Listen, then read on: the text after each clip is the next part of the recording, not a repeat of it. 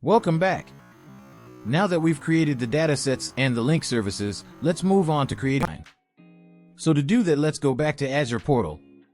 So in order to create a pipeline, you come over to Pipelines, click on the three dots, and click New Pipeline. And on the right-hand side, you've got the properties for the pipeline. So you can name your pipeline here. Add a description for the pipeline. And this is the pane where you would paint your pipeline. And the activities you would paint here are picked from here. So as you can see, there are a number of groupings, but let's expand all of those. And ADF gives you plenty of activities that you can use to build your pipelines. So in our case, we want to do copy data. So let me pull the copy data activity into the pipeline pane. And then if you click on the copy data activity itself, you'll see the properties of the activity. So let's name our activity, add a description for that, and then specify the timeout. The default is 12 hours, but we don't want to find out our pipeline's running for 12 hours and then it's timed out. Our pipeline's a small one, so let's go for 10 minutes. So if it's running for any longer than 10 minutes, we'll get an error which says it's timed out. Retry, we'll keep it as 0. We don't want to retry. So you'll normally have a retry if you expect to see any connectivity issues or anything like that while connecting to a database or a storage account, and you want retry. So when you specify the number of retries, if you specify 3, then it'll retry 3 times at the number of seconds interval specified here. So if I go for 3, so that will be 3 times retry at 30 minutes interval, but in our case, let's keep it as 0. And secure output and input, you want to know about these, because if you have sensitive customer data that you're processing through the copy data activity, and you don't want any of those sensitive data to be written to the log files, then you would check those. But in our case, we got no sensitive data, so we'll just leave them as unticked. And if you click on the source, you can specify the source dataset, which we've already created. If you haven't created it, you can click New and then create it. There are multiple ways of creating datasets, but we've already created them by going here in the Datasets tab. So let's pick our dataset, which is the raw zip file. And it gives you some advanced options here, but we'll skip over those for now. And for the sync, similarly, pick the sync dataset and skip over the advanced options here. And mappings, normally, if you have a source and a target and you want to map one column to a different column on the target, then you would specify the schemas for both. And then you will drag the column to the other. But in our case, we're simply copying a file from one location to the other location. So we don't really need to do any mappings. You can skip over the settings. You've got some parallelisms, and the default tolerance you can specify here, but we are going to accept the defaults, and there are no user properties we are using in here either. So that is our pipeline now being created. As we said before, we can validate everything that we've created within Data Factory by clicking Validate All. Or, if you want to just validate the pipeline, you can click Validate. Let's do that. There are no errors in the pipeline. So now we are ready to debug the pipeline. So let's click on the debug, and it's running now. I'll just get that out of the way. And the output of the debug should appear here. Let me refresh that. Yep, that succeeded now.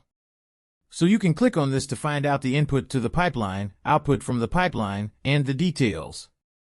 So the details give you the most information you need.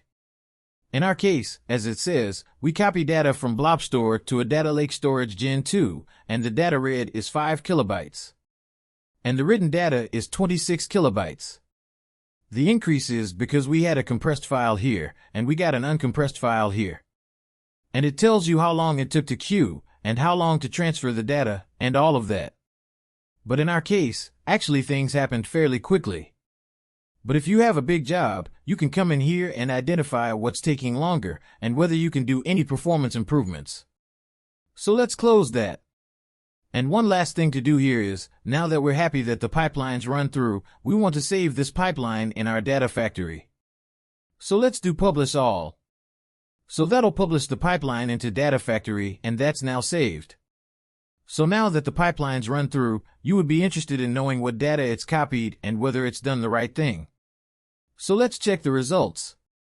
I'm going to use the Azure Storage Explorer. If you haven't already downloaded that, please download the Azure Storage Explorer, because that's much nicer interface to look at the data. So let me switch over to my Storage Explorer.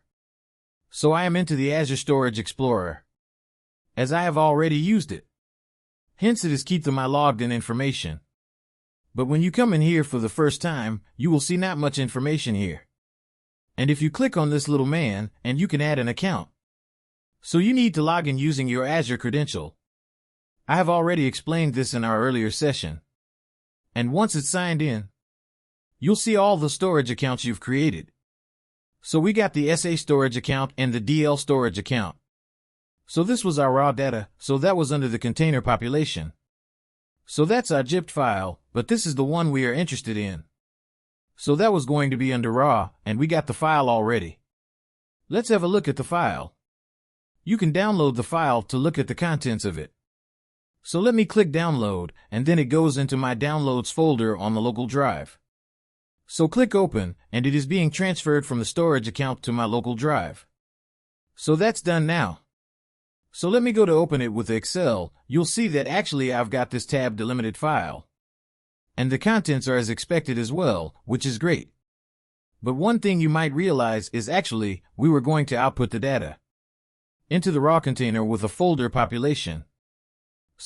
But we have got the data directly copied under the raw container. This is because we made an error in our data set. Let's go back and correct it. I'm now back in the Data Factory. The error we made is that for a target data set, we didn't specify the folder. So we got the raw and then we got the file name.